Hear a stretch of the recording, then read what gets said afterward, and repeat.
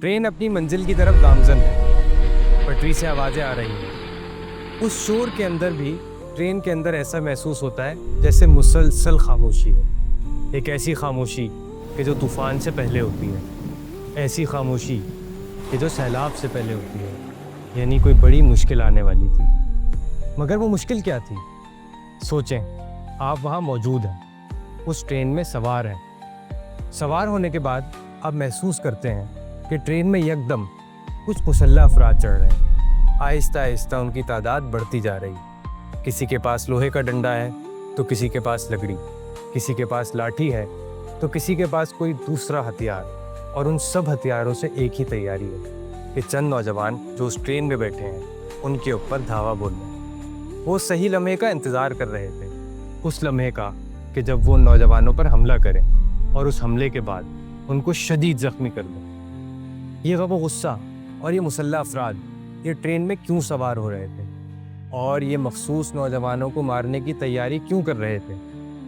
असल बात ये थी, जब चिनाब एक्सप्रेस रव्वा के मुकाम पर रुकी तो कादियानियों ने चंद पम्फलेट तकसीम करना शुरू किए। उन पम्फलेट की तकसीम को देखते हुए उन मुसलमान नौजवानों का जोश उठा। उनको गुस्सा आया कि ख़त्म नबूवत के ख़िलाफ़ एक पूरी तहरीक जारी है। उसके ख़िलाफ़ उन्होंने नारे लगाए, रहबरो, रहनुमा, मुस्तफ़ा मुस्तफ़ा। अब उनको देख लिया गया था, उनके दुश्मन ने उनको ताक लिया था।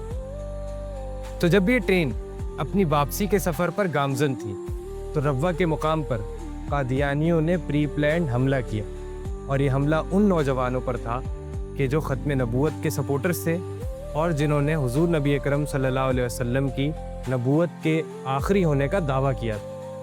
फिर हम ये सवाल करें कि कादियानियों ने किन लोगों पर हमला किया था, ये लोग कौन हैं, तो हमें मालूम होता है ये इस्लामी जमियत तलबा के नौजवान थे। ये नौजवान निश्तर मेडिकल कॉलेज मुल्तान के मुंतखब नुमाइंदे यानी तलबा यूनियन के मेंबर्स थे। ये दरअसल शुमाली इलाका जात के एक ट्रिप पर जा रहे थे और वापसी में वाक़या पेश आया।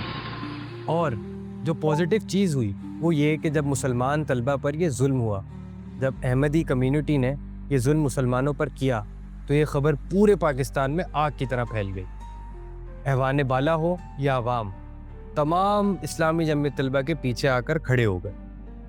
मई 1974 ये वो महीना था जिसमें ये ट्रेन वाला वाक़या पेश आया कि जब मुसलमानों पर जुल्म किया गया।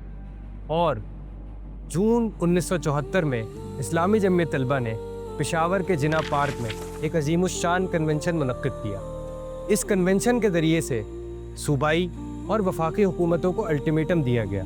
ये अल्टीमेटम था कि कादियानियों को गैर मुस्लिम करार दिया जाए। कादियानियत वो बड़ा मसला था जो अंग्रेज़ के दौर से चलता हुआ आ रहा था। इस फितने के ख़िलाफ़ इस्लामी जमियत तलबा और मौलाना सईद गुल आला मौदूदी का किरदार पाकिस्तान में सबसे मजबूत है और सबसे आला। मौलाना मौदूदी ने कादियानी मसला तहरीर की, इसकी पादाश में उनको सज़ाए मौत सुनाई गई। साथ ही साथ इस्लामी जमियत तलबा के निश्तर मेडिकल कॉलेज के अफराद ने जो ये कुर्बानी का सिलसिला शुरू किया, इस कुर्बानी के सिलसिले के नतीजे में कादियानी गैर मुस्लिम करार पाए। फिर 7 सितंबर 1974 का मुबारक दिन आता है। ये दिन मुबारक क्यों है? ये इसलिए है क्योंकि कौमी असम्बली में मुत्तफ़िक़ा तौर पर बिल मंजूर होता है, और वो बिल क्या है कि कादियानी गैर मुस्लिम करार दे दिए गए हैं।